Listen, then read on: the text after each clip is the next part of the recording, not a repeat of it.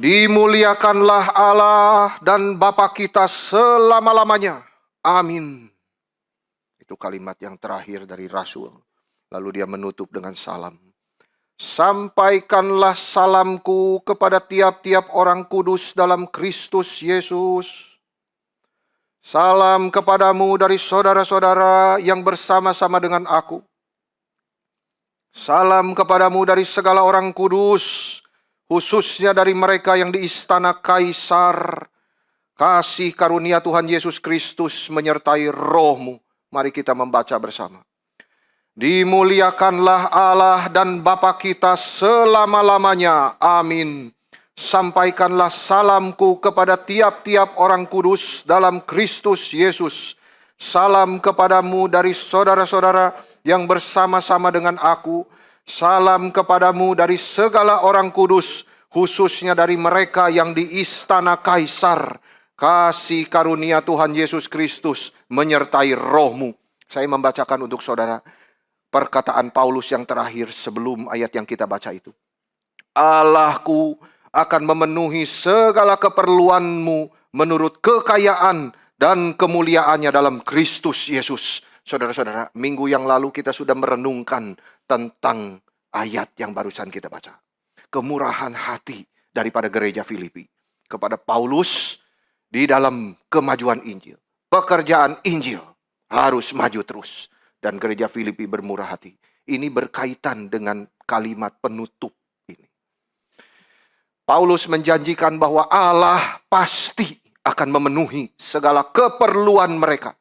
Sesuai dengan kekayaan dan kemuliaannya di dalam Kristus Yesus. Allah akan memenuhi segala keperluanmu. Apa keperluanmu itu? Maksudnya apa? Apakah ini setiap keperluan pasti Tuhan penuhi? Ini menyangkut fisik dan rohani. Kebutuhan kita fisik dan kebutuhan kita rohani. Karena manusia dicipta dengan tanah dan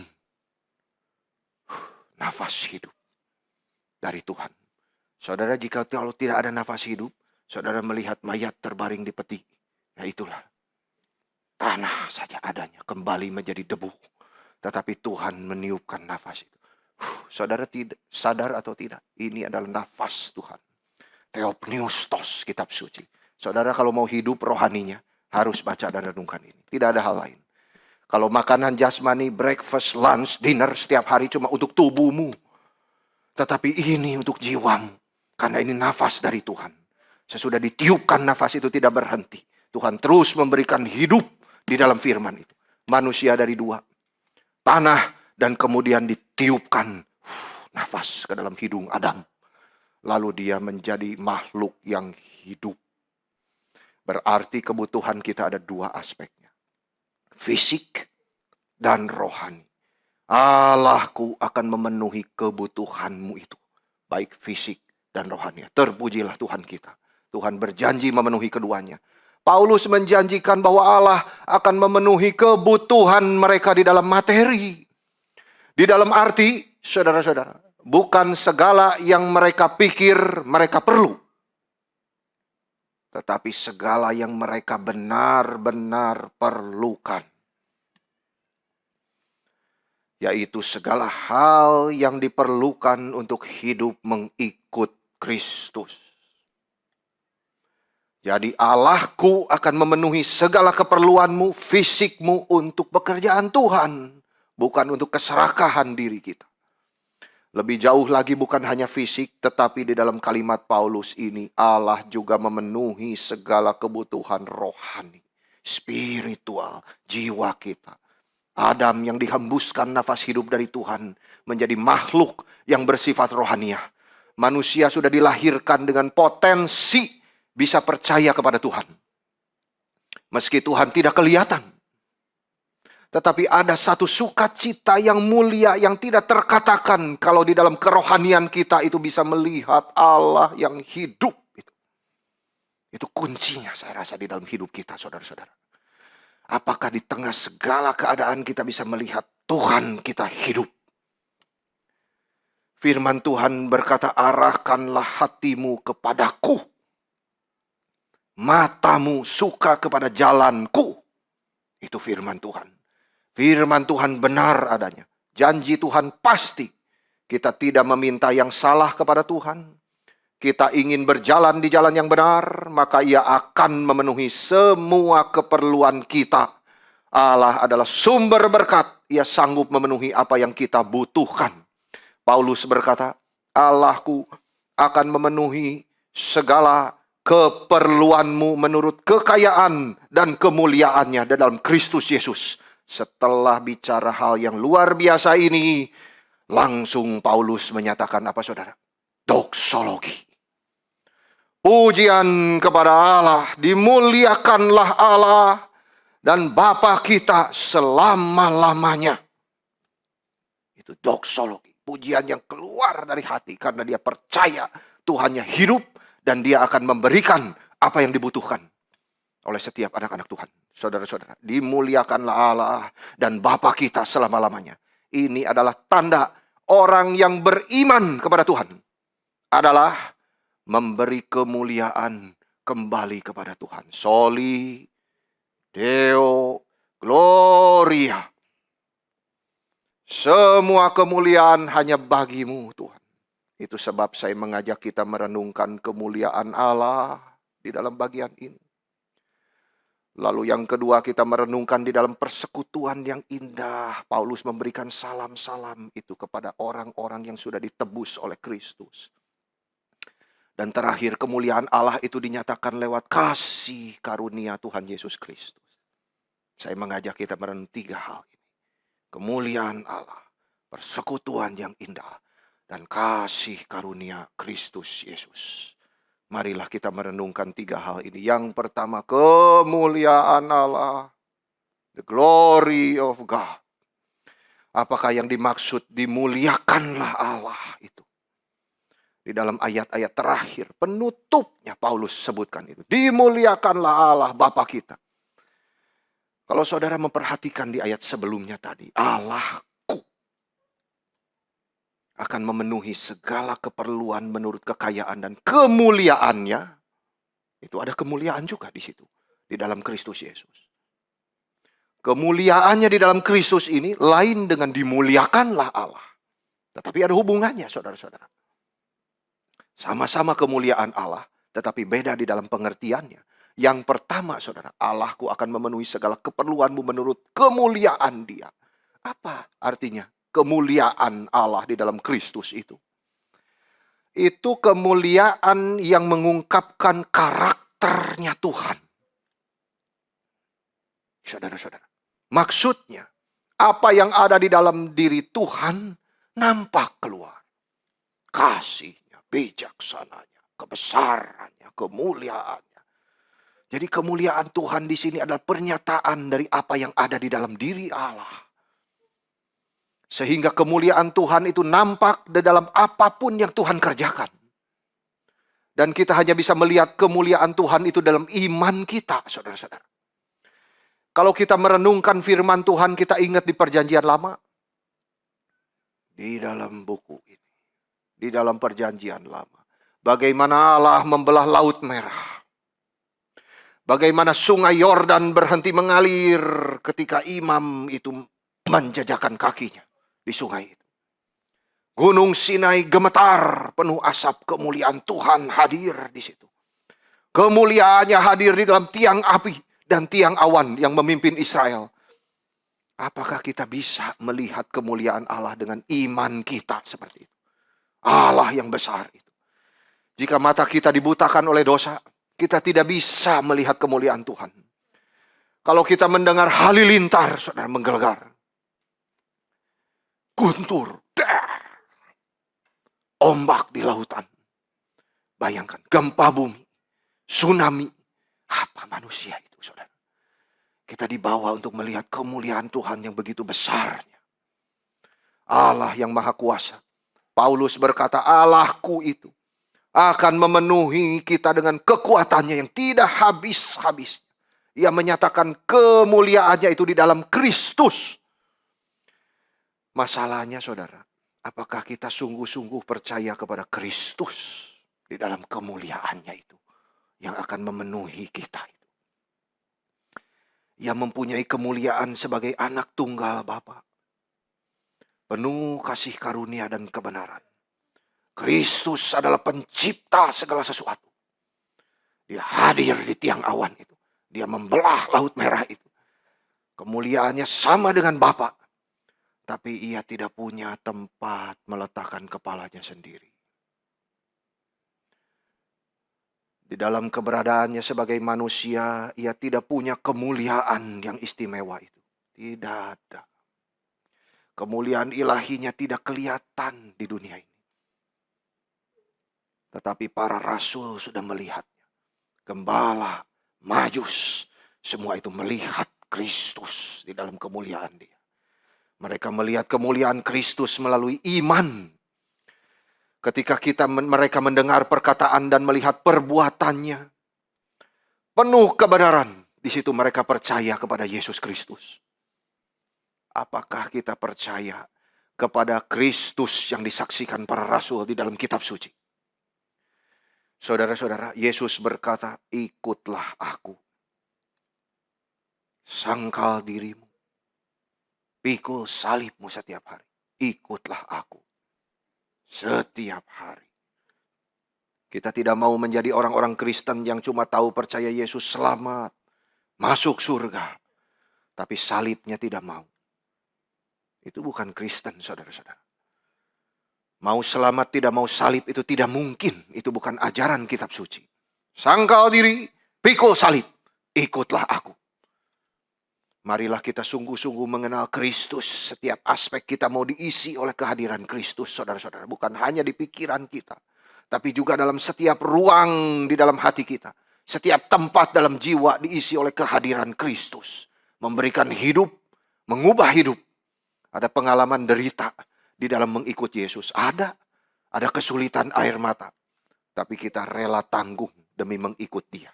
Dan kemuliaan nanti yang kita terima. Paulus berkata, serupalah dengan Kristus di dalam kematiannya. Itu jangan dilupakan, saudara. Bukan hanya kebangkitannya. Apakah hanya Yesus yang kita inginkan di dunia ini? Saudara tanya, introspeksi kepada diri sendiri. Apakah hanya Yesus yang kita inginkan di dunia ini? Karena betapa menggiurkannya tawaran dunia. Setiap hari saudara melihat HP, berapa ribu message yang datang. Saudara melihat apa? Mendengar apa? Pikiran dibawa kemana? Saudara kembali fokus. Kristus. Betapa menggiurkan semua tawaran dunia ini dari harta, dari teman-teman, dari kuasa, kehormatan. Tetapi ada seorang manusia yang mempunyai semua itu, saudara-saudara. Dan mempunyai pengetahuan juga tentang kemuliaan Kristus. Siapa dia? Namanya Daud. Saudara-saudara, Daud punya harta, Daud punya kuasa, Daud punya kemuliaan. Tetapi dia juga melihat kemuliaan Tuhan. Dan menyimpan Tuhan di dalam hatinya. Dia berkata apa, saudara? Ayatnya indah sekali di sini. Siapa yang kuingini di surga selain engkau? Bayangkan, saudara. Seorang raja yang memiliki semua, tapi hati begitu cinta Tuhan. Siapa yang kuingini di surga selain engkau, ya Allahku? Selain engkau tidak ada yang kuingini di bumi. Kita ingin punya hati seperti ini. Sebab siapakah di awan-awan yang sejajar dengan Tuhan? Yang sama dengan Tuhan di antara penghuni surgawi? Bayangkan sekilas saja pandangan kita tentang kemuliaan Kristus. Sudah cukup menawan seluruh hati kita, saudara-saudara.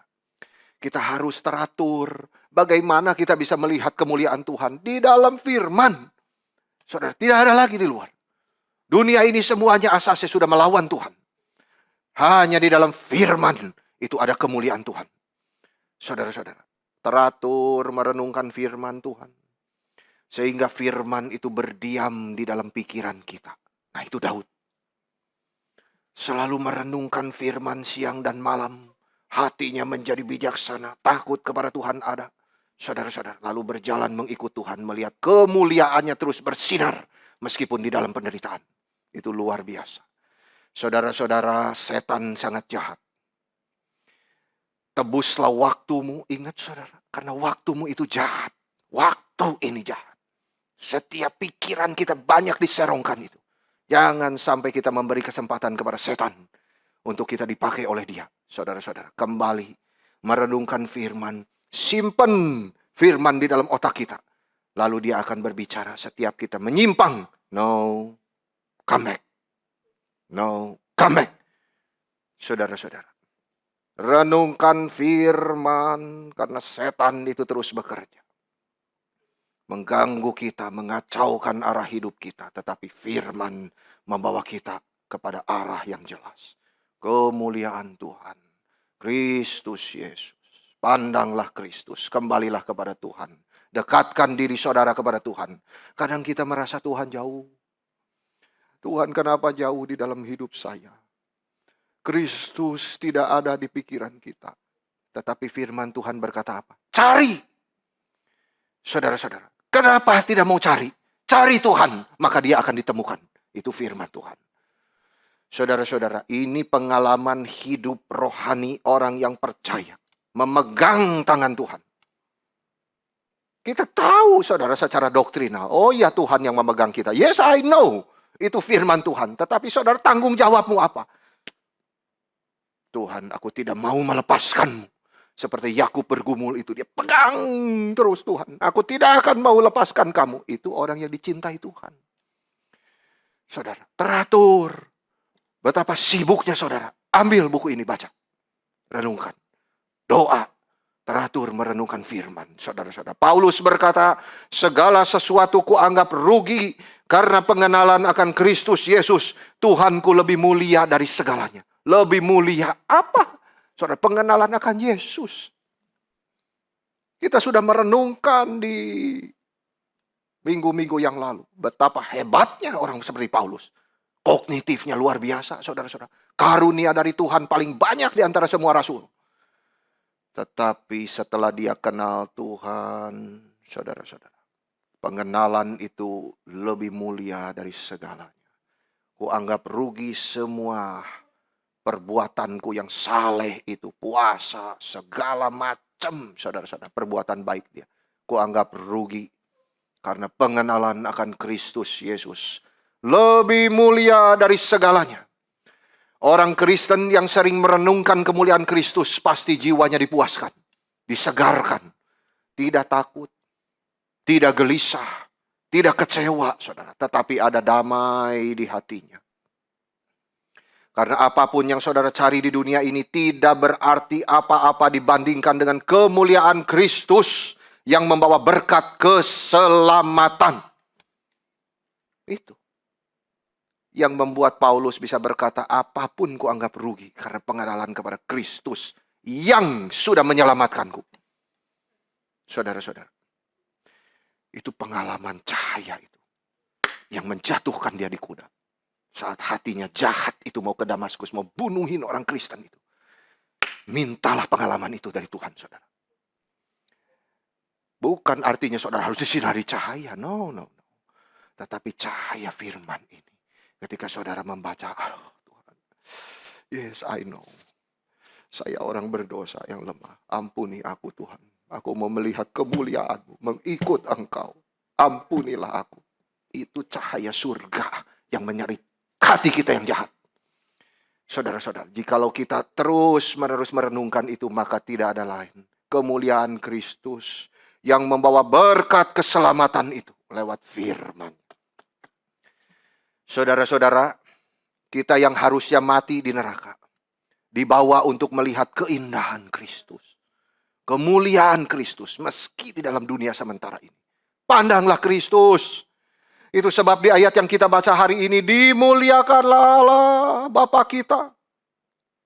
Ini adalah implikasinya. Supaya kemuliaan diberikan kepada Tuhan yang sudah menyelamatkan kita. Karena dia yang merencanakan keselamatan kita. Kenapa kita harus memberikan kemuliaan kepada Tuhan, saudara-saudara? Bukan karena dia kurang kemuliaan.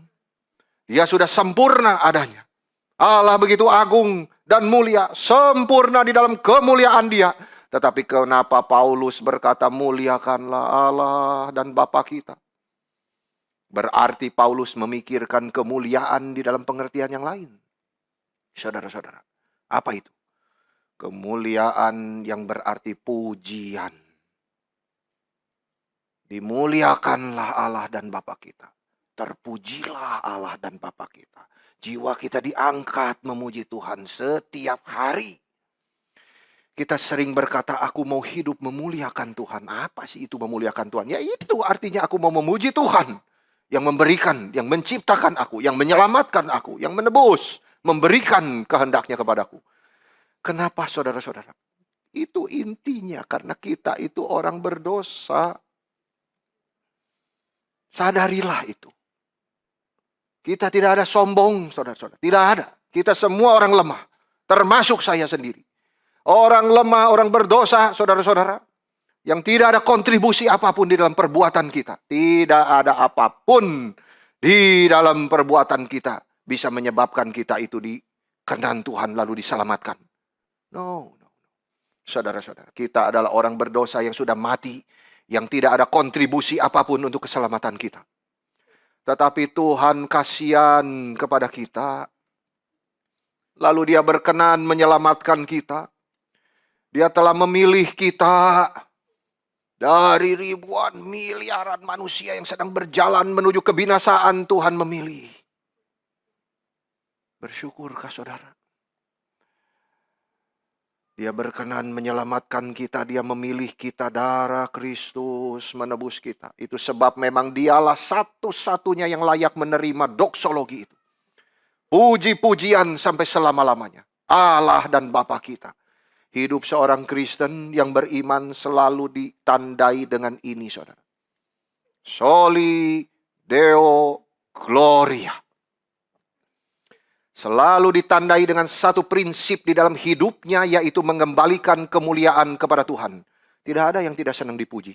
Semua orang senang dipuji, saudara-saudara. Aduh dipuji, aduh senang. Malam-malam berlutut di pinggir ranjangmu. Tuhan, ku kembalikan kemuliaan itu. Karena Engkau yang punya, bukan saya. Semua kepintaran saya itu darimu. Semua keputusan yang saya bisa ambil dengan bijaksana itu darimu. Semua kebaikan dari hati. Kiranya Engkau yang menerima kemuliaan dan pujian ini. Itu penting sekali. Jangan dimakan sendiri terus. Saudara-saudara. Soli Deo Gloria. Jadi respon yang benar dari orang yang beriman. Kemuliaan bagi Tuhan selamanya. Kita harus selalu waspada, saudara. Untuk tidak mencuri kemuliaan Tuhan. Kalau mencuri uang Tuhan, oh ya. Tapi mencuri kemuliaan kan boleh dong. Tidak kelihatan kok. Saudara harus waspada. Kita tidak boleh melupakan sumbernya. Kita bisa jadi seperti hari ini. Jangan lupa sumber. Itu berkat anugerah Tuhan. Kembalikan pujian kita kepada Tuhan. Kita bisa sukses, itu anugerah Tuhan. Bukan kehebatan sendiri. Jangan pernah lupa itu. Soli Deo Gloria. Paulus berkata, dimuliakanlah Allah dan Bapa kita. Ia mengajak kita, saudara, di dalam pengertian ini untuk melihat ke depan. Soli Deo Gloria. Ya Tuhan. Bagaimana kita bisa kuat Soli Deo Gloria di tengah dunia yang seperti ini? Pandanglah ke depan. Semua anak-anak Tuhan lihat ke depan kemuliaan yang engkau terima dan apa yang terjadi di surga. Saudara-saudara, di mana satu hari Allah akan dipuji dan dihormati sebagaimana seharusnya selama-lamanya. Itu tercantum di mana, saudara? Wahyu pasal 4 dan 5. Nanti saudara baca di rumah. Itu adalah kita semua orang yang sudah ditebus, jadinya kita nanti. Yohanes sudah lihat di Wahyu pasal 4. Apa yang kita ributkan itu hal-hal kecil. Saudara, look to the future. Your glory. Yohanes berkata saat itu dia mengalami sesuatu penglihatan dari Tuhan. Ya catat. Di Wahyu pasal 4 dan pasal 5. Saudara. Waktu itu langit terbuka. Wah, luar biasa, saudara. Kita ini terbatas ya dengan materi ini. Yohanes sekilas diberikan anugerah untuk melihat bagaimana penyembahan, pujian yang terjadi di surga. Saudara, kalau kita melihat ke langit Kalau saudara ada kesempatan berkunjung ke pantai, bagus ya. Langitnya hitam, lalu bintang itu bertebaran begitu banyaknya. Makin ditatap terus, oh banyak di sini ada lagi.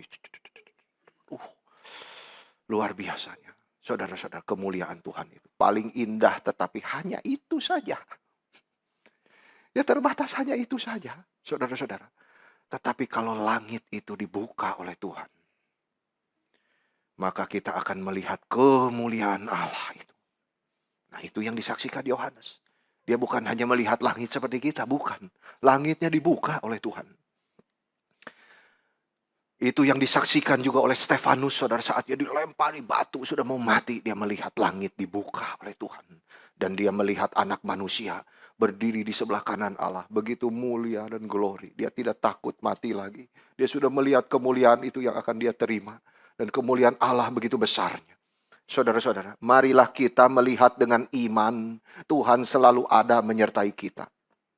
Bukan di dalam keadaan materi ini yang kelihatan. Bukan, dunia rohaniah itu ada, saudara. Hanya tidak dibukakan. Kita tidak lihat sekarang. Kita harus melihat dengan iman. Tuhan selalu ada menyertai kita.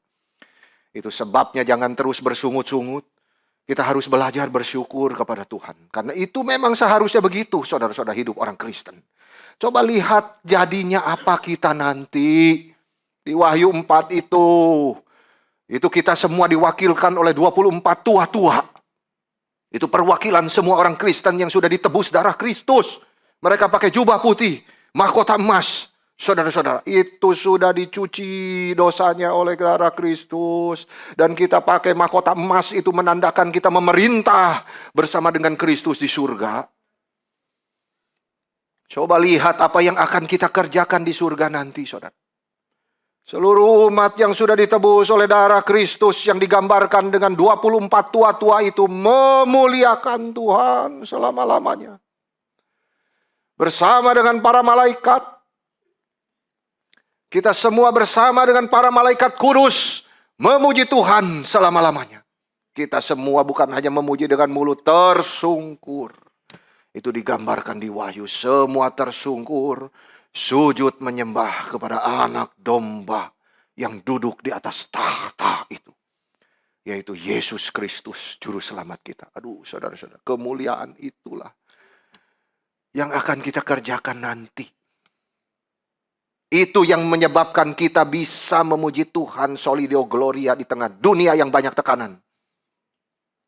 Saudara-saudara, ada pengharapan. Ada janji Tuhan senantiasa bagi orang Kristen. Kenapa Tuhan layak dipuji? Dimuliakan Allah dan Bapa kita itu. Kenapa Tuhan layak dipuji? Pertama, saudara-saudara, karena Tuhan yang merencanakan dan melaksanakan penebusan bagi kita. Itu intinya selalu itu. Keselamatan itu. Pertama, karena Tuhan yang merencana dan melaksanakan penebusan bagi kita. Ia bukan hanya menciptakan kita lalu biarin kita jatuh ke dalam dosa dan dibuang ke neraka. Tetapi ia dengan cintanya menebus kita. Membawa kita kembali kepada Allah. Dan ini di Wahyu itu digambarkan dengan lautan kaca. Lautan kaca seperti kristal yang dilihat Yohanes di hadapan tahta anak domba itu. Ini bisa disamakan dengan bejana air pembasuhan. Itu untuk penyucian pemurnian para imam yang berdiri di depan bait Allah di zaman Salomo. Sebelum masuk harus basuh dirinya. Tetapi di sini tidak diisi dengan air di surga itu. Itu padat kristal.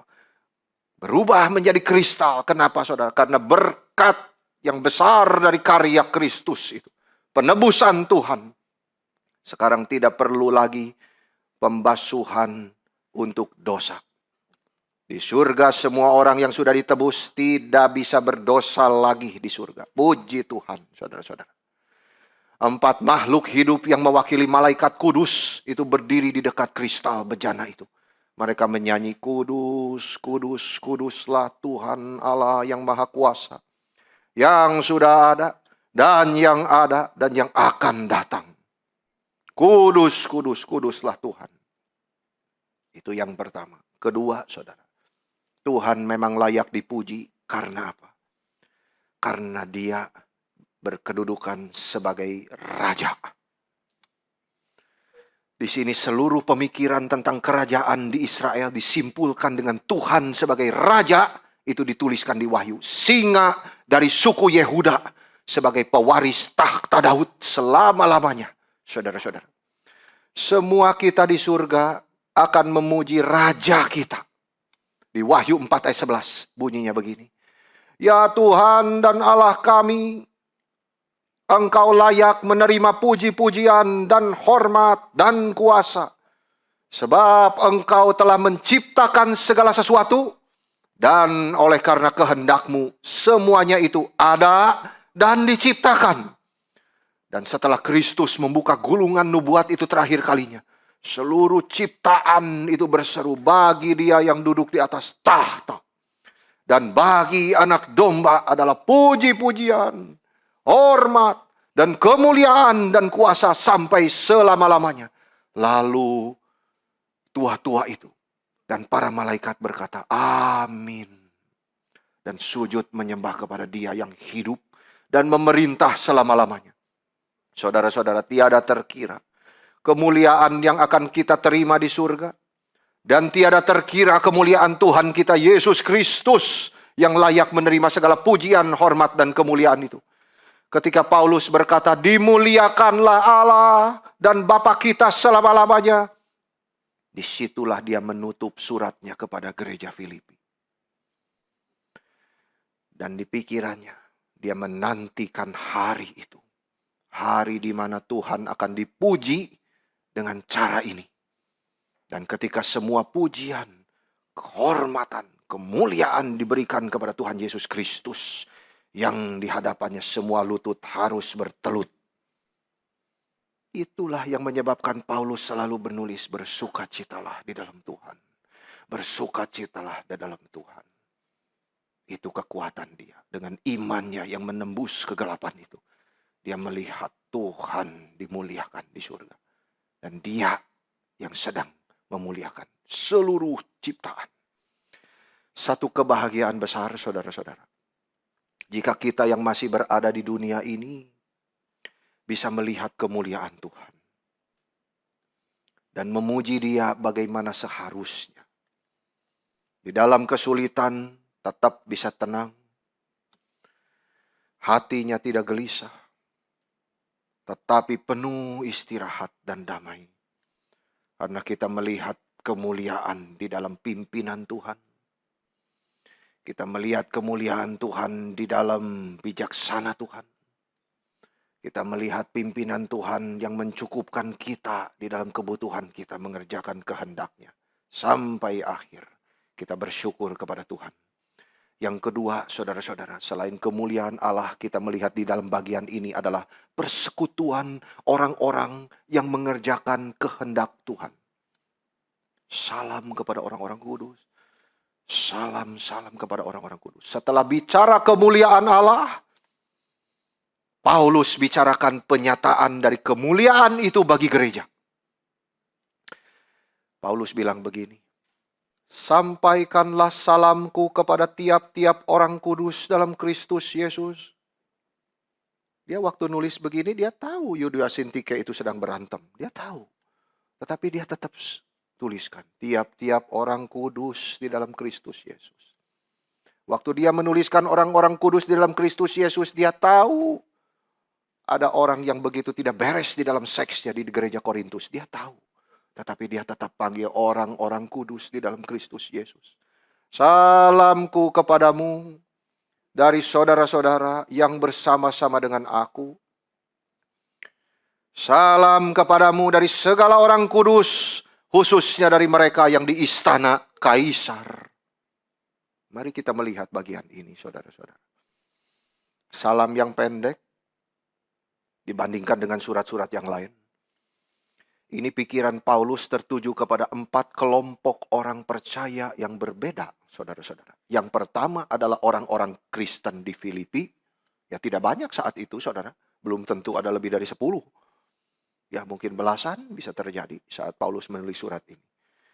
Dan rekan dekat Paulus, saudara-saudara, ya, yang adalah Timotius, Epafroditus termasuk, Ya, di dalam orang-orang kudus itu. Dan yang ketiga adalah orang-orang percaya di Roma, di mana dia dipenjara di situ. Ya, karena dia berkata, dan dari saudara-saudara yang bersama-sama dengan aku, salam bagimu. Ya, berarti di situ orang Kristen yang di Roma. Dan yang terakhir, orang Kristen yang berhubungan dengan istana kekaisaran. Wah, itu luar biasa, loh, saudara. Istana kaisar yang tadinya kafir itu loh. Satu persatu. Jadi paling sedikit ada 3 hal yang bisa kita renungkan dari salam Paulus yang pendek ini, saudara. Yang pertama, Injil itu diberitakan di dalam kesulitan. Bayangkan saudara, Paulus yang ada di penjara di Roma. Tentara yang menjaga Paulus itu bukan tentara sembarangan, saudara-saudara. Itu tentara pilihan. Dan giliran jaga setiap hari itu giliran jaga. Paling tidak 6 jam itu. Satu giliran jaga. Lalu diganti. Lalu diganti supaya seger terus. Kuat terus menjaga Paulus. Iya toh. Dan punya akses kepada istana kaisar. Tentara-tentara ini, saudara. Lalu Paulus mengabar Injil kepada mereka. Jadi pelan-pelan tentara-tentara itu, di dalam shift mereka kerja 6 jam itu. Bergantian, saudara. Paulus bisa bicara dengan dia bebas. Saudara-saudara, kalau ada orang yang terbelenggu bersama saudara, ya mau gak mau saudara bisa bicara terus toh. Dia juga tidak bisa lari kemana-mana, dia harus jaga di situ, ya bicara terus ke Paulus ini. Senang saudara. Saudara kalau menjadi guru, ya bicara Injil kepada murid-murid saudara, itu powerful sekali. Setiap orang Kristen itu dipercayakan orang-orang itu yang diikat bersama dia. Setiap hari ketemu orang itu. Saudara tidak sadar itu. Seperti giliran jaga Tuhan ganti terus. Oh ketemu terus orang ini kenapa? Mungkin itu orang yang Tuhan titipin sama saudara. Untuk disampaikan Injil Kristus itu. Saudara-saudara. Itu orang yang suka mengabar Injil itu memang ada hatinya begitu. Kalau ketemu orang itu. Ya saudara-saudara. Saya sangat terkesan Bapak Stephen Tong waktu ke Jepara kemarin itu. Ya kita mengantarkan. Melihat tukang daripada ukir kayu itu. Ya dia langsung bicara. Kamu ukir, coba lihat Tuhan. Dia yang kreatif, dia kreator. Ya kamu semua diberi daya cipta untuk mengukir. Langsung. Saya harap kamu berjumpa dengan Kristus. Penebus segala juru selamatmu itu. Itulah orang Kristen itu, saudara. Itu orang yang gak pernah ketemu loh. Sama saudara dititipkan oleh Tuhan orang yang ketemu setiap hari sama itu terus. Saudara-saudara harus ingat tanggung jawabmu itu. Dari penjaga menyebar kepada tukang masak. Nah, ada tukang masak dong, kalau nggak mati saudara-saudara. Lalu tukang cuci baju. Dan pegawai-pegawai yang lain semua. Ini aneh ajaran ini. Saudara-saudara, semua di istana kaisar pelan-pelan mengenal Kristus. Dari satu penderitaan yang Paulus alami. Tapi dia tidak mau dibelenggu oleh derita itu. Kadang Tuhan memberikan kita kesulitan supaya Injil bisa disebarkan. Saudara-saudara, tidak ada yang mudah. Karena itu dunia memang dunia berdosa, saudara-saudara. Saudara tahu tidak, Injil itu seperti biji sesawi dan ragi di dalam kerajaan Allah. Artinya biji yang kecil itu bisa bertumbuh menjadi pohon yang besar sekali.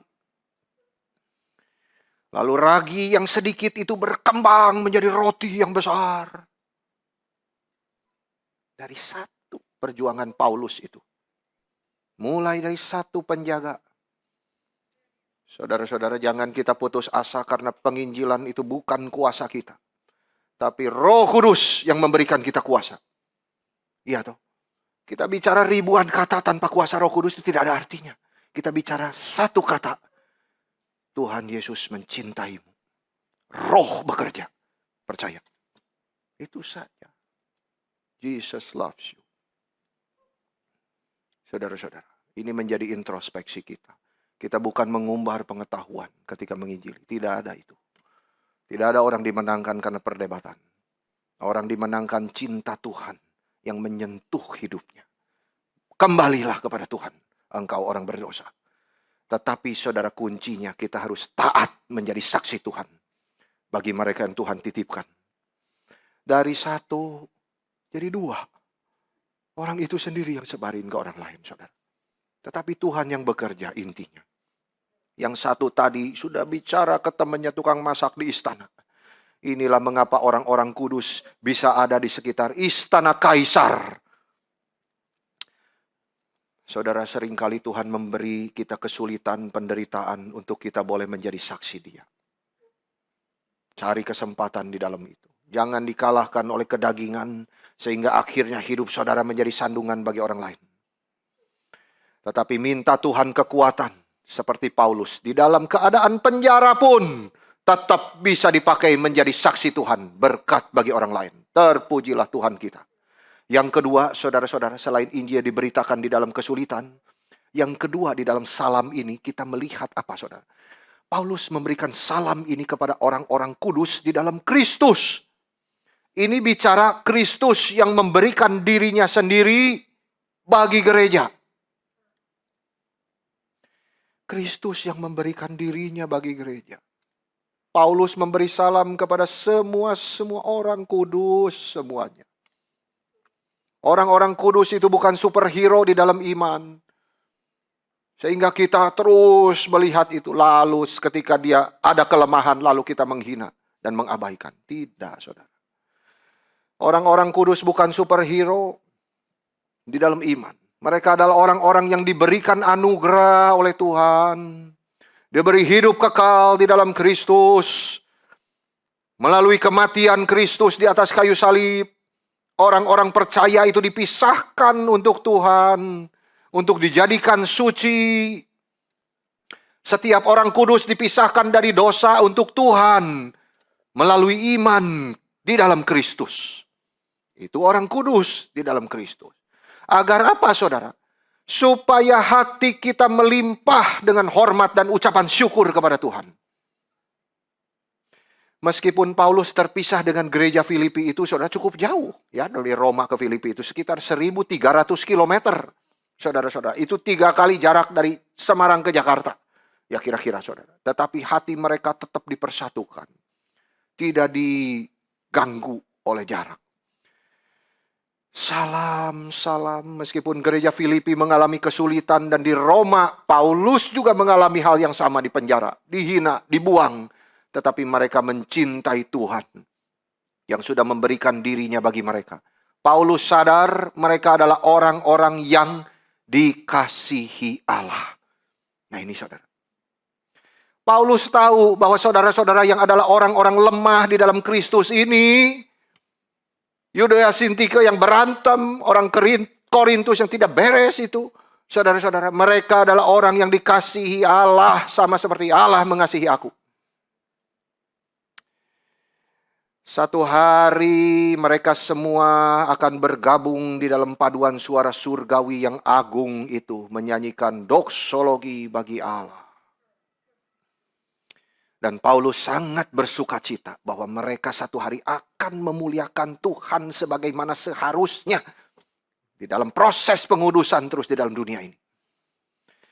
Ini mengajarkan kita, saudara-saudara, apa?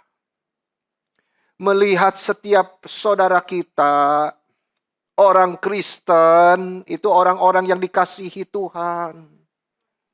Milik Tuhan. Kemuliaan ini tidak bisa dilukiskan, saudara-saudara. Tidak bisa dipenjara oleh karena kelemahan satu orang saja. Tidak bisa. Tuhan kita yang mulia yang sudah mati menebus dia. Sehingga kita semua mempunyai natur yang baru. Naturnya yang baru, natur Kristus sendiri. Meskipun masih banyak kelemahan. Saudara-saudara, itu sebabnya persediaan anugerah dan kekuatan tidak pernah habis diberikan oleh Tuhan. Kita terus dimampukan melihat setiap orang Kristen itu sebagai saudara di dalam Tuhan. Saudara tidak bisa dipilih. Saudara bisa pilih teman. Saudara Tuhan yang pilih. Itu saudara seiman. Saudara-saudara. Mungkin sebagian tidak menyenangkan saudara-saudara kita itu. Ya itulah saudara-saudara. Sebagian tidak menyukai kita. Yang lain belum bertumbuh. Tetapi intinya saudara, Kristus ada di dalam mereka. Kristus mencintai mereka. Dan akan memakai mereka mengakui kemuliaannya itu satu hari. To glorify God. Mereka sama seperti kita. Akan menjadi anggota daripada paduan suara surgawi yang agung itu. 24 tua-tua itu. Yang memuji Kristus bersama dengan para malaikat kudus. Blessed angel. Harap kesadaran ini membantu kita. Untuk kita bisa menerima satu dengan yang lain di dalam kasih Kristus. Jangan terlalu fokus kepada karakter. Atau tingkah laku yang kurang menyenangkan. Sehingga akhirnya boleh saling membenci. Tetapi pikirkanlah Kristus yang menebus mereka. Pikirkanlah akhir hidup kita semua sebagai orang yang sudah ditebus darah Kristus yang mahal itu. Untuk kita boleh menjadi miliknya. Di surga yang kekal itu. Dan kita akan bersama-sama para malaikat memuji Kristus selama-lamanya. Saudara-saudara. Dan yang ketiga, di dalam salam itu. Kita merenungkan apa saudara? Paulus memanggil mereka orang-orang kudus di dalam Kristus. Ini mengingatkan mereka dan kita semua untuk hidup suci. Saudara, karena kita sudah dipisahkan oleh Tuhan. Untuk apa? Untuk mengerjakan kehendak Tuhan. Orang-orang kudus punya satu tujuan, mengerjakan kehendak Tuhan. Untuk apa Tuhan harus mati? Menyucikan kita. Ya untuk supaya kita disucikan, diberi natur yang baru, hatinya arah hidupnya baru, menuju kepada kehendak Kristus itu. Saudara-saudara, itu sebab segera setelah berbicara tentang kemuliaan Allah, pikirannya langsung dia beralih switch kepada orang-orang yang akan memberikan kemuliaan itu kepada Allah. Yaitu gereja Filipi itu. Kamulah orang-orang yang akan mengerjakan kehendak itu. Kamu sudah ditebus. Kristus sudah mati untukmu, menyelamatkanmu. Kerjakan kehendak Tuhan. Adakah yang lebih penting dari mengerjakan apa yang Tuhan mau dalam hidup kita, saudara-saudara? Jangan cari keinginan kita sendiri. Harus taat kepada Tuhan. Itu kuncinya, saudara. Taat kepada Tuhan. Jikalau kita berdoa, Tuhan nyatakanlah kehendakmu, tapi kita sudah punya pikiran yang lain. Agenda sendiri sudah ada di otak kita. Itu bukan minta Tuhan nyatakan kehendakmu. Itu minta persetujuan Tuhan, setujulah dengan apa yang sudah saya pikir. Itu kesalahan konsepnya, saudara. Tuhan, aku mau taat kepadamu. Apapun pimpinanmu di dalam hidupku. Meskipun itu aku harus menyangkal diriku. Dan memikul salibku tiap hari. Aku mau mengikut engkau. Itu ketaatan, itu nilainya besar sekali saudara. Dan Tuhan melihat itu. Dan dia akan memimpin saudara. Menuju rencananya itu. Jikalau kita punya ketaatan sambil berdoa, baru Tuhan menyatakan kehendaknya kepada kita. Saudara-saudara. Tetapi jikalau saudara sudah punya rencana sendiri, ambisi sendiri, Tuhan tidak akan pernah memberitahu apa yang saudara harus kerjakan. Itu sebab taat, rendah hati, sandar kepada Tuhan. Ketika saudara mau cari kerja, mau bikin bisnis, mau cari sekolah, cari pacar, ingat Tuhan itu punya rencananya. Tanya dia. Jangan rencana sendiri, doakan, cari tahu rencana Tuhan di dalam firman-Nya. Jangan sandar mimpi-mimpi saudara. Kalau tidak sesuai firman, mimpi harus dibuang. Jangan kita diikat oleh mimpi-mimpi yang aneh-aneh itu. Mari kita kembali kepada Tuhan. Buang mimpi itu. Kembali kepada Tuhan, kerjakan hal-hal yang memuliakan Tuhan.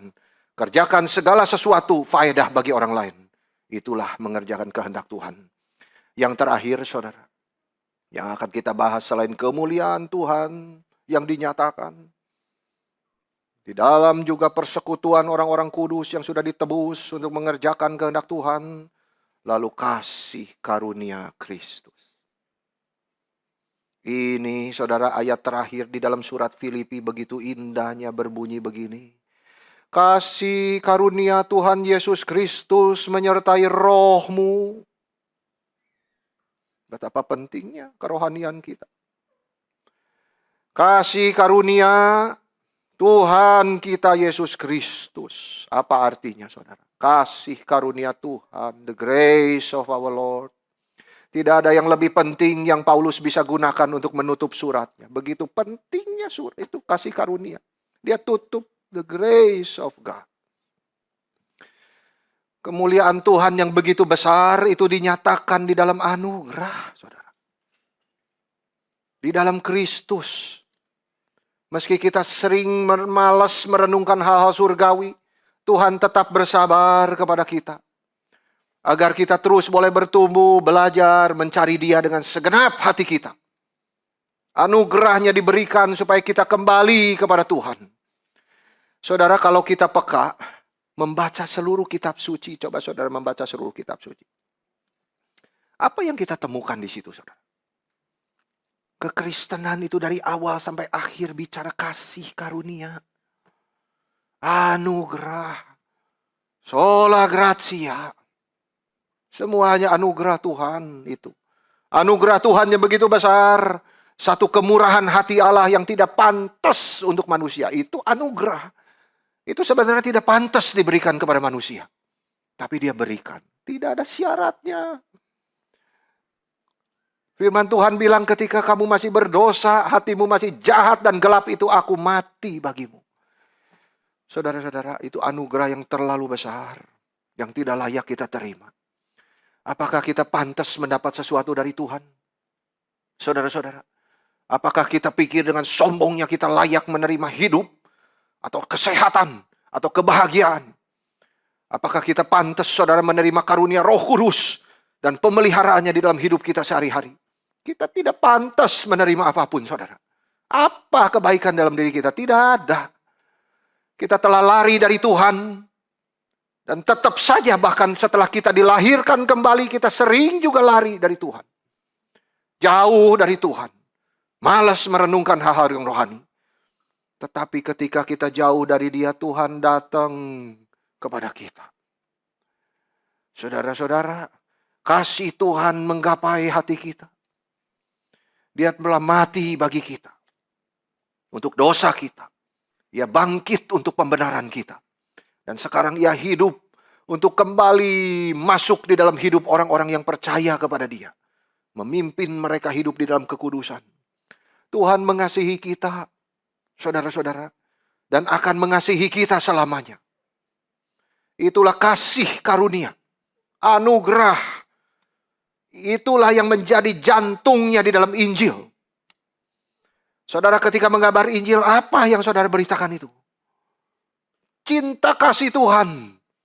Anugerah Tuhan besar bagi pendosa yang besar. Itu yang saudara beritakan. Kristus dengan anugerahnya.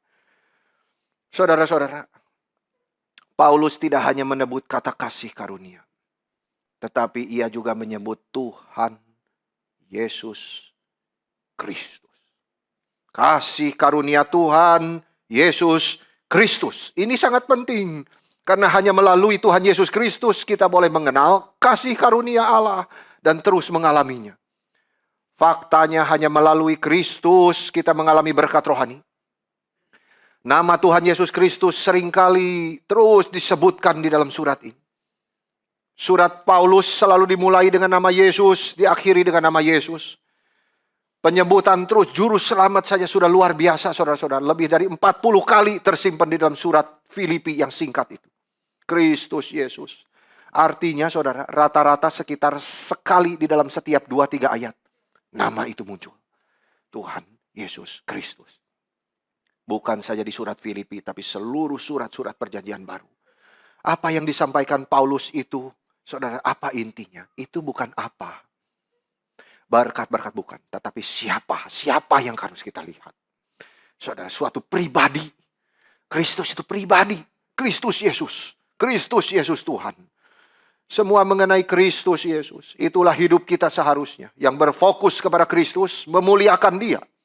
Firman Tuhan sengaja menuliskan nama ini makin banyak di perjanjian baru, saudara. Supaya kita sadar bahwa segala sesuatu adalah dari Dia, oleh Dia, dan kepada Dia. Bagi Dialah kemuliaan sampai selama-lamanya. Paulus berkata, kasih karunia Tuhan Yesus Kristus menyertai rohmu. Ia menyadari betul asal ada kasih karunia, maka semua bisa ia tanggung. Masalah besar apapun bisa dia lewati asal ada anugerah Tuhan. Masalah besar menjadi kecil. Semua yang sudah ia lalui adalah anugerah Tuhan. Semua yang terjadi di dalam hidupnya adalah di dalam kedaulatan Tuhan dan anugerah pemeliharaan Tuhan. Semua anugerah Tuhan Yesus Kristus. Saya akan menguraikan beberapa faedah dari kasih karunia Kristus di dalam tulisan Paulus. Yang pertama, saudara, karena kasih karunia. Karena anugerah Kristus, Paulus bisa berkata di dalam suratnya begini.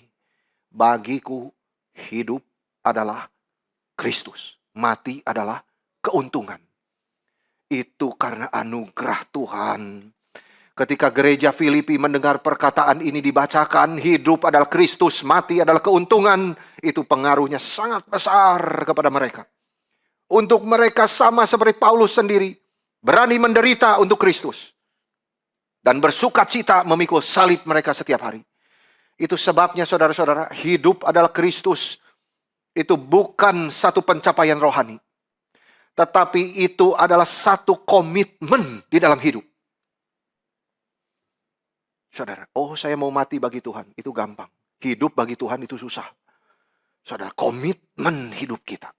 Hidup adalah Kristus, itu komitmen sehari-hari. Kita mau hidup bagi Tuhan, itu susah, banyak derita harus dilalui. Mati untuk Tuhan itu lebih gampang. Tetapi hidup untuk Tuhan harus siap menghadapi banyak tantangan. Berjalan di dalam Kristus, berpikir dan berperasaan sesuai pikiran dan perasaan Kristus. Komitmen Paulus ini bahkan sampai mati dia tidak akan mundur. Dia berkata mati adalah keuntungan. Karena Paulus bisa hidup bersama Kristus selamanya, saudara. Mati menjadi dia seperti Kristus. Serupa dengan Kristus. Sempurna adanya. Dia akan disempurnakan. Hidup senang selamanya. Tidak ada dosa lagi. Hidup adalah Kristus. Mati adalah keuntungan. Fokusnya selalu Kristus. Baik hidup maupun mati untuk Kristus.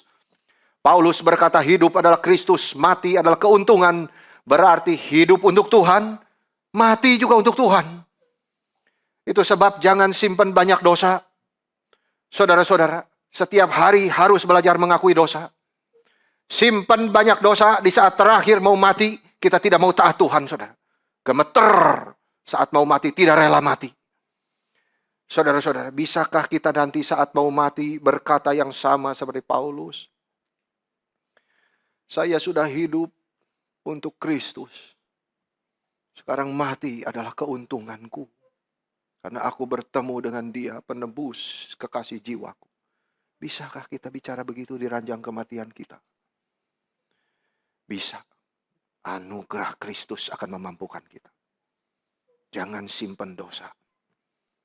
Saudara, akui kepada Tuhan. Biar hidupmu damai, ringan setiap hari mengerjakan kehendak Tuhan. Kasih karunia Tuhan memampukan kita. Setiap orang yang mati di dalam Kristus tidak menyesal karena sudah mengerjakan kehendak Tuhan. Itu menjadi keyakinan dia. Paulus juga begitu. Aku telah menyelesaikan pertandingan ini dengan baik. Luar biasa loh saudara, keyakinan seperti ini. Dari mana? Karena dia mau susah untuk Tuhan. Dia mengikut Tuhan, dia setengah mati bekerja untuk Tuhan. Hidupnya tenang, mati pun tenang. Kembali kepada Tuhan. Ia tahu kehendak Tuhan apa, dan dia kerjakan sungguh-sungguh. Saudara-saudara, apakah saudara sudah mengerjakan apa yang Tuhan mau saudara kerjakan? Itu selalu menjadi pertanyaan di dalam hati kita. Sehingga kita bisa berkata hidup adalah Kristus dan mati adalah keuntungan. Kiranya Tuhan menolong kita. Yang kedua saudara, kasih karunia Kristus itu memampukan Paulus untuk hidup berfokus kepada Kristus. Dia berkata begini, aku mengejar keserupaan dengan Kristus. Ini di surat Filipi yang kita sudah renungkan. Aku mengejar keserupaan dengan Kristus. Aku ingin menjadi seperti Dia. Itu keinginan hatinya. Itu sebabnya aku melupakan apa yang telah di belakangku. Dan mengarahkan diri kepada apa yang di hadapanku. Saudara aminkan tidak ayat ini? Atau saudara masih simpan dendam? Pergi tidur simpan kesalahan orang lain di hatimu. Dendam. Itu bukan mengarahkan diri kepada di hadapanku. Itu menyimpan apa yang di belakangku. Saudara-saudara, mari kita kembali kepada Tuhan. Simpan yang sudah di belakang. Besok anugerah Tuhan baru. Berlari-lari kepada tujuan untuk memperoleh hadiah, yaitu panggilan sorgawi dari Allah di dalam Kristus Yesus. Wah, kalau berlari-lari, kita selalu ingat yang namanya Eric Liddell. Saudara tahu Eric Liddell? Tidak banyak yang tahu. Saya ceritain Eric Liddell, saudara. Itu seorang pelari. Pelari yang begitu hidupnya memuliakan Tuhan, saudara-saudara. Luar biasa ini Eric Liddell. Jadi dia seorang pelari cepat, ya, dan banyak mendapatkan juara, saudara-saudara. Dia namanya terus makin terkenal. Tahun 1924, saudara-saudara, ia diberikan kehormatan untuk lari 100 meter di dalam pertandingan Olimpiade. Ya toh? Wah, itu satu kemuliaan yang besar, kehormatan yang besar, saudara. Tetapi ia tolak. Semua heran, saudara-saudara. Kenapa kamu tolak? Ia bilang begini. Hari Minggu adalah hari beribadah. Waduh. Hari Sabat untuk orang Kristen menyembah Tuhan. Itu harinya Tuhan. Saya tidak mau bertanding. Eric Liddell. Jadi dia menyaksikan imannya kepada seluruh dunia. Ini luar biasa loh, saudara. Lalu dia dikritik habis-habis sampai dipanggil pengkhianat segala macam. Iya toh. Tetapi yang saya paling kagum apa, saudara? Orang ini bukan hanya tidak menjadi sombong. Malah dia buang semua ketenarannya akhirnya hidupnya untuk melayani Tuhan. Ini orang seperti ini, saudara. Bagaimana tidak dicintai Tuhan? Apa yang dia lakukan, saudara? Liddell pakai hidupnya yang terkenal itu untuk Injil Kristus Yesus. Ia berhenti jadi pelari, pergi ke Cina menjadi misionaris. Inilah orang yang menjalankan firman Tuhan, berlari-lari kepada tujuan untuk memperoleh hadiah, yaitu panggilan sorgawi dari Allah dalam Kristus Yesus. Dia mau kejar kehendak Tuhan. Apa? Lalu ia menggunakan juga di dalam kesempatannya, saudara, kepandaiannya di dalam kimia dan sport ketika dia menjadi misionaris itu membawa orang kepada Kristus. Tuhan tidak pernah salah memimpin saudara semua. Saudara-saudara, semua di dalam pengalaman hidup saudara bisa dipakai oleh Tuhan. Saudara pernah sekolah apa kok seperti gak kepake? Tidak ada itu istilah itu. Tuhan sedang memimpin saudara, semuanya bisa dipakai. Saya kok begini dulu sekarang jadi begini. Tidak ada itu. Tuhan memimpin saudara. Berfaedah di dalam hidup sekarang. Pandang ke depan terus. Ia mengajar anak-anak ilmu kimia sambil kenalkan Yesus. Ajar anak-anak olahraga, kenalin Yesus. Itu hidup yang mengenal anugerah Tuhan yang sudah menyelamatkan dia. Meski ia akhirnya meninggal dunia. Kena sakit tumor otak, saudara-saudara. Umurnya 46. Lebih muda dari saya. Tetapi begitu banyak orang sudah kenal Yesus melalui hidup dia. Aduh, hidup yang sangat-sangat bernilai di hadapan Tuhan. Karena apa, saudara? Dia sadar kasih karunia Tuhan terlalu besar untuk dia yang tidak layak itu. Dia mau membalas cinta Tuhannya. Hidup benar-benar fokus kepada Kristus. Saya tidak berarti saudara harus menjadi misionaris untuk hidup menyenangkan Tuhan. Tidak sama sekali, saudara. Itu semua tergantung Tuhan panggil saudara di mana. Setia saja. Tetapi hati yang fokus kepada Kristus itu harus ada. Hati yang cinta Tuhan di dalam pekerjaan saudara itu harus ada. Saudara, nanti Tuhan tidak tanya berapa sukses karirmu, berapa banyak uangmu, berapa terkenal engkau di dunia, itu tidak ada. Tuhan akan tanya berapa banyak hidupmu sudah menjadi berkat untuk orang lain. Dengan anugerah yang kupercayakan kepadamu. Itu. Kalau kita mau bahas perumpamaan-perumpamaan semuanya kental sekali dengan talenta karunia Tuhan. Berikan itu untuk apa, saudara? Multiply always. Hidup menjadi berkat untuk orang. Hidup menjadi berkat untuk orang. Itu yang Tuhan tanya. Saudara-saudara, bukan seperti orang yang diberi satu dikuburin. Itu hamba yang jahat, Tuhan bilang. Tidak, saudara. Kita multiply. Kita mau kerja untuk Tuhan. Melayani Tuhan seumur hidup kita. Nah, ini menuju kepada poin terakhir.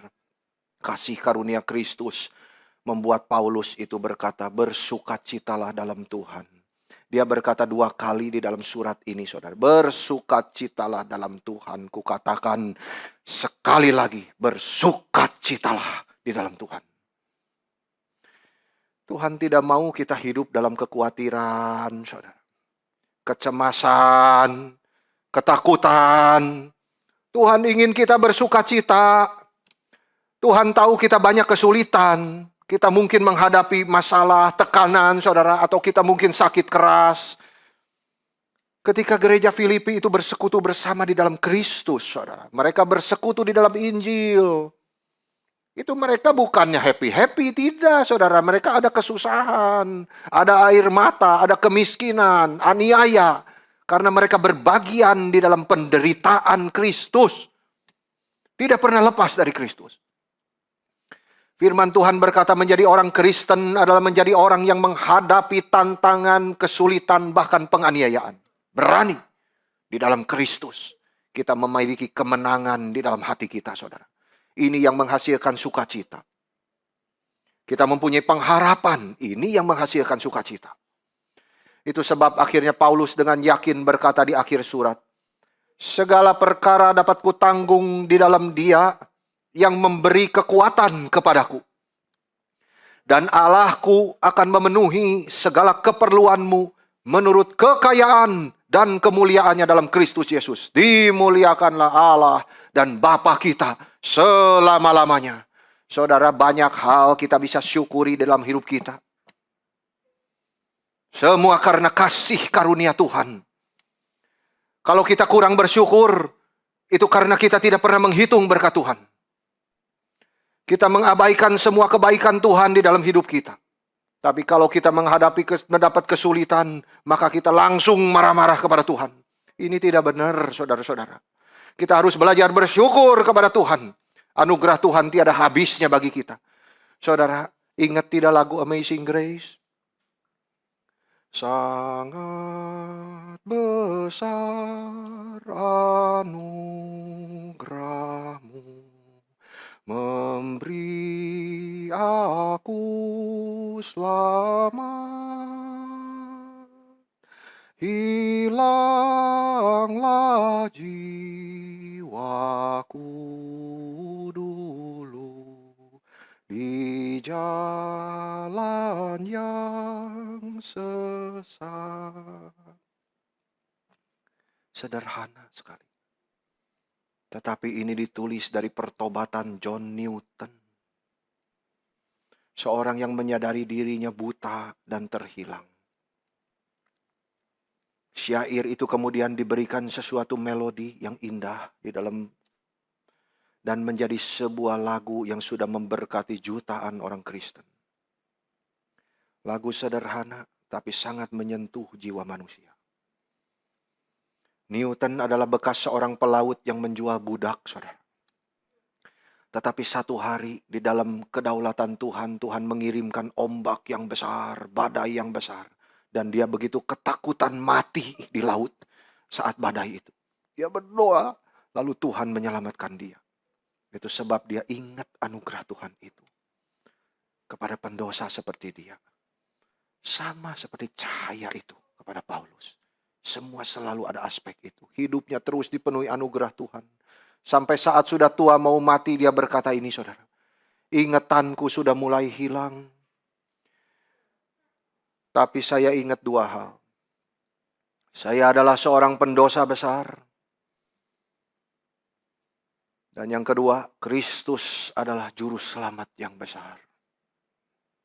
Saya pendosa yang besar. Tapi Kristus adalah juru selamat yang besar. Anugerah Tuhan tiada terkira. Marilah kita gunakan waktu dalam hidup kita pakai anugerah Tuhan. Menjadi berkat bagi orang lain. Di tengah dunia yang gelap menjadi saksi bagi Tuhan. Itu hidup yang indah menyenangkan Tuhan. Hidup memuliakan Tuhan. Hidup bersekutu saling mengasihi satu dengan yang lain. Dan di dalam anugerah Tuhan hidup menjadi berkat bagi orang lain. Sampai di sini, kiranya kasih karunia Tuhan Yesus Kristus menyertai roh kita. Amin.